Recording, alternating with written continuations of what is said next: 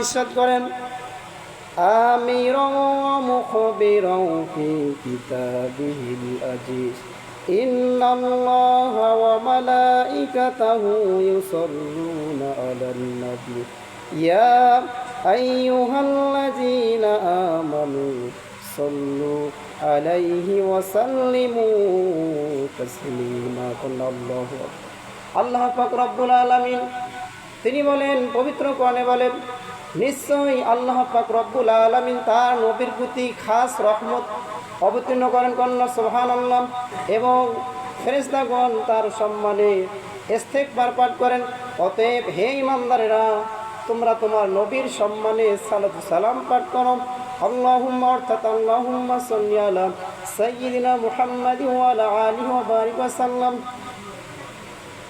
আল্লাহ পাক রব্বুল আলামিন ইরশাদ করেন, নিশ্চয়ই মহান রব্বুল আলামিন তার নবীর প্রতি খাস রহমত বরকত অবতীর্ণ করেন এবং ফেরেশতাগণ তার সম্মানে ইস্তিগফার করেন। অতএব হে ঈমানদাররা, তোমরা তোমার নবীর সম্মানে সালাতু সালাম পাঠ করো তার প্রতি, অর্থাৎ আল্লাহুম্মা সাল্লি আলা সাইয়্যিদিনা মুহাম্মাদি ওয়া আলা আলিহি ওয়া বারিক ওয়া সাল্লাম। এটা পারবেন না, সংক্ষিপ্ত দুরূদ পাঠ করবেন, বলবেন সাল্লাল্লাহু আলাইহি ওয়াসাল্লাম।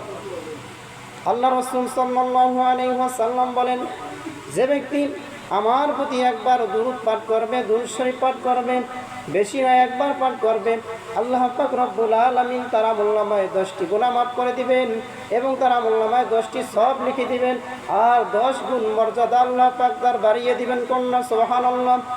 আল্লাহ রাসূল সাল্লাল্লাহু আলাইহি ওয়াসাল্লাম আরো বলেন, যে ব্যক্তি আমার প্রতি সবচেয়ে বেশি দুরূদ শরীফ পাঠ করবেন, কাল কিয়ামতের ময়দানে সে আমার সঙ্গী হবে, কন্যা সুবহানাল্লাহ। এখন যদি আপনারা আল্লাহর রাসূলের সঙ্গী হতে চান, তাহলে কি করতে হবে? তাহলে আল্লাহর রাসূলের প্রতি বেশি বেশি দুরূদ শরীফ পাঠ করতে হবে। হাঁটতে চলতে অর্থাৎ রাস্তা দিয়ে যাইতেছেন দুরূদ শরীফ পড়বেন, ঘুমাইতে সবসময় আল্লাহর রাসূলের প্রতি দুরূদ শরীফ পাঠ করবেন, তাহলে আমরা কাল কিয়ামতের ময়দানে আল্লাহর রাসূলের সঙ্গী হতে পারব। আল্লাহ রাসূল বলেন, যে ব্যক্তি আমার প্রতি একবার দুরূদ পাঠ করবে, আল্লাহ পাক তার আমলনামায় 10টি সওয়াব দান করবেন এবং তার 10টি গুনাহ মাফ করে দিবেন এবং 10 গুণ সম্মান মর্যাদা আল্লাহ পাক রব্বুল আলামিন তার বাড়িয়ে দিবেন, সুবহানাল্লাহ। আবার আল্লাহ রাসূল বলেন, যে ব্যক্তি আমার প্রতি সবচাইতে বেশি দুরূদ শরীফ পাঠ করবে, আল্লাহ রাসূল বলেন, সে কিয়ামতের দিন সে আমার সঙ্গী হবে, সুবহানাল্লাহ।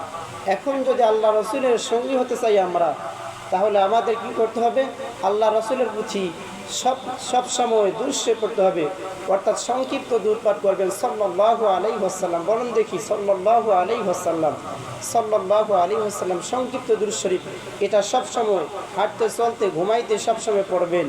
ঘুমানো যাবেন, এ সাল্লাল্লাহু আলাইহি ওয়াসাল্লাম পড়তে পড়তে ঘুমাবেন, তাহলে আমরা কাল কিয়ামতের দিন আল্লাহ রাসূলের সঙ্গে হতে পারবো। আল্লাহ পাক যেন আমাদের সকলকে আল্লাহ রাসূলের প্রতি বেশি বেশি দুরূদ পাঠ করার তৌফিক দান করেন, সকলে বলে আমিন।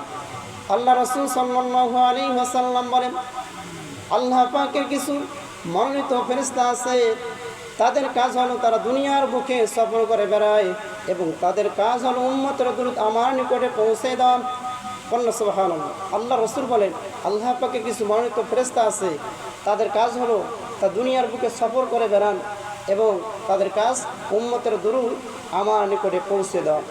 হযরতে আব্দুল্লাহ ইবনে খাত্তাব রাদিয়াল্লাহু তাআলা তিনি বলেন, নিশ্চয়ই বান্দার দোয়া মুনাজাত অন্যান্য আমল একমাত্র সব কিছু আসমান এবং জমিনের মধ্যে আসমানের মধ্যে ঝুলন্ত অবস্থা থাকেন, যতক্ষণ না সে তার নবীর প্রতি দুরূদ শরীফ পড়বে ততক্ষণ পর্যন্ত কোনো আমল আল্লাহ পাকের নিকট কবুল হবে না। তিনি বলেন, নিশ্চয়ই বান্দার দোয়া মুনাজাত সব কিছু আসমানের মধ্যে ঝুলন্ত অবস্থা থাকে, যখন আল্লাহ রাসূলের প্রতি দুরূদ শরীফ পড়বে সাথে সাথে আল্লাহ পাকের দরবারে কবুল হয়ে যাবে, কন্যা সুবহানাল্লাহ। আর যদি দুরূদ শরীফ না পড়ি, এমনিতে দোয়া মুনাজাত করি, আমল করি, এগুলো কোনোটাই আল্লাহ পাকের দরবারে কবুল হবে না।